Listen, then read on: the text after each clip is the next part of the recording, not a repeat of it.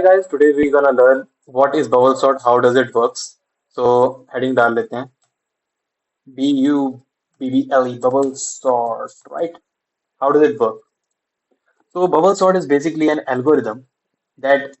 sorts any array or list in an ascending order. For example, if a list is 1, 3, 2, it will sort it into 1, 2, 3. This is our end goal, right? In any sorting algorithm.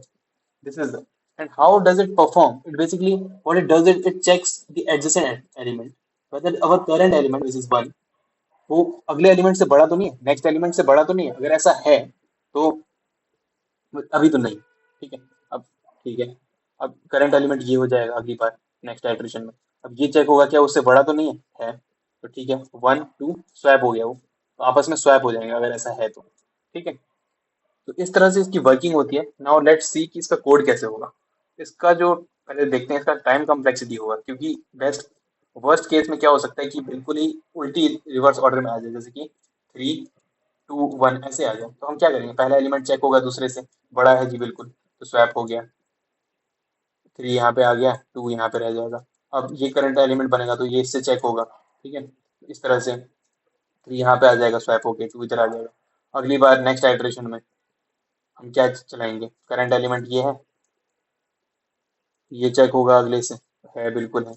इस तरह से होगा फिर नहीं होगा तो ये order of N square लगता है इसमें वर्स्ट केस में और हम बेस्ट केस में हम चाहते हैं कि बेस्ट केस में इसका ये होगा कि अगर वो पहले से ही सॉर्टेड है तो एक आइटरेशन तो चलेगी पूरी ठीक है उतने बार अब इसका कोड कैसे हम करेंगे देखते हैं define bubble sort bubble double B डाल दिया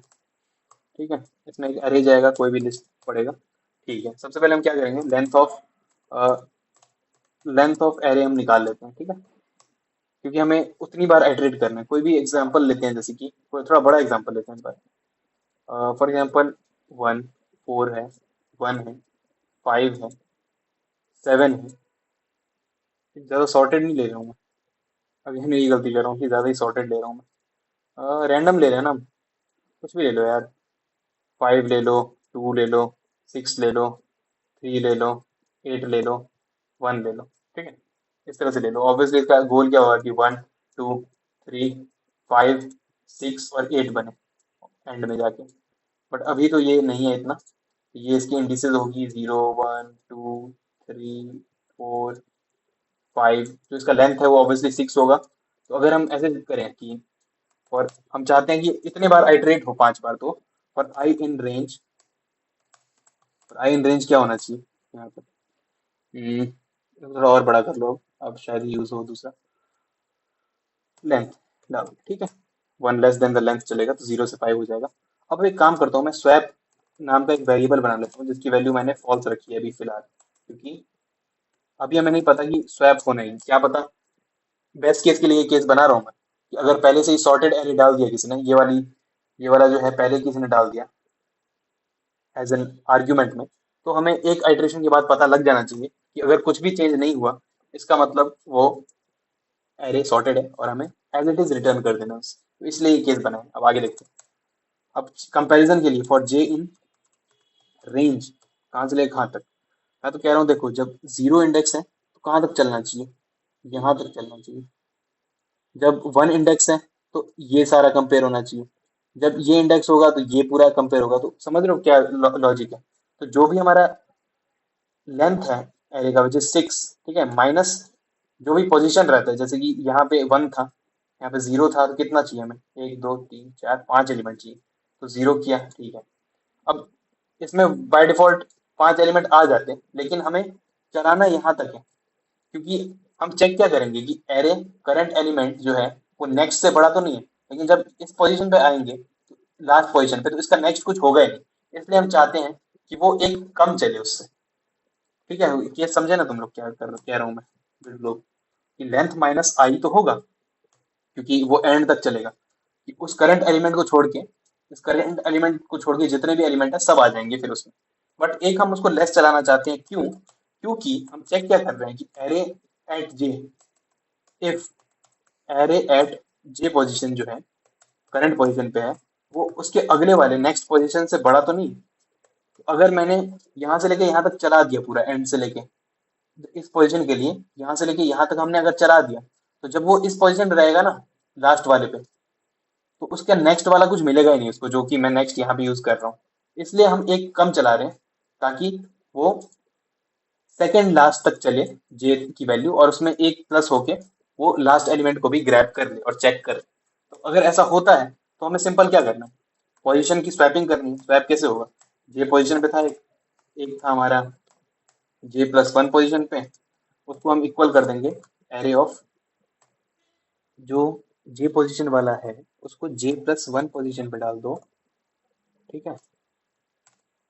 और ये जो है सिंपली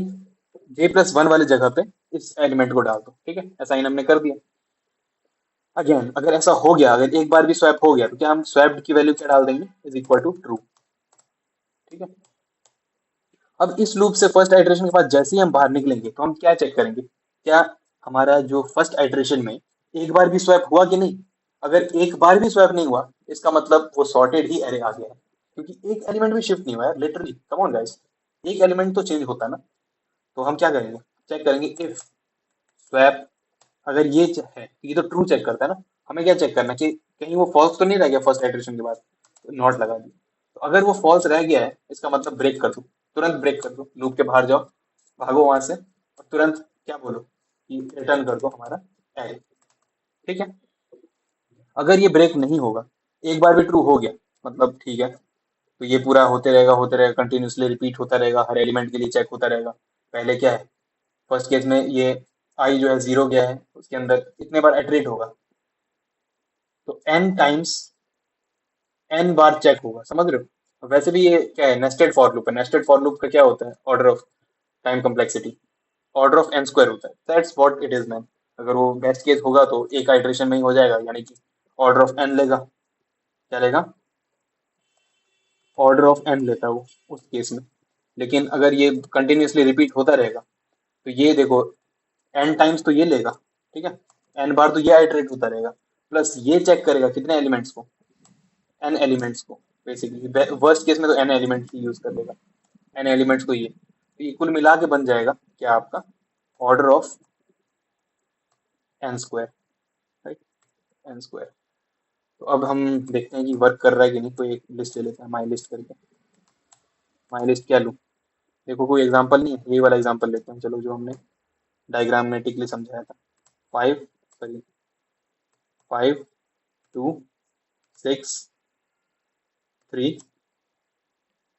8 एंड 1, ठीक है। इसको हम क्या करेंगे, अब इसको सिंपली प्रिंट करना है, देखो हो रहा है कि नहीं। बबल सॉर्ट जो हमने एल्गोरिदम फंक्शन बनाए हैं, उसमें हम माई लिस्ट को डाल देते हैं, वही हमने बनाया था कि पैरामीटर। इसका क्या करेगा वो, इसका सबसे पहले लेंथ लेगा, उतने लेंथ -1 तक चलेगा, इटरेशन चलेगी, मतलब सारे एलिमेंट्स हो जाएंगे कवर। स्वैप हमने बाय डिफॉल्ट फॉल्स रखा है, अगर वो एक बार भी नहीं, अगर स्वैप होता है तो वो ब्रेक करके रिटर्न कर देगा एरे। अगर वो होता है तो क्या होगा, तो वो चेक करेगा करंट एलिमेंट, जो कि 0 स्टार्ट होके एक कम तक जाता है, ताकि लास्ट एलिमेंट को एक्सेस हम कर सकें। और वो चेक करता है करंट एलिमेंट अगर नेक्स्ट एलिमेंट से बड़ा है, अगर ऐसा है तो वो स्वैप कर देता है, और स्वैप की वैल्यू एक बार भी अगर स्वैप हो गया तो ट्रू कर देता है। ट्रू होगा अगर एक बार भी, तो ये कभी नहीं चलेगा, और वो बाय डिफॉल्ट सारे केसेस चलेगा, तो ऑर्डर ऑफ n स्क्वायर तो होने था। अब लेट्स सी ये वर्क करता है कि नहीं। तो ऑब्वियसली देख सकते हो यहाँ पे हमारा जो आंसर है 1 2 3 5 6 8, 1 2 3 5 6 8 एज इट इज आ गया। So that's what it was. Thank you and have a nice day. That is all about bubbles.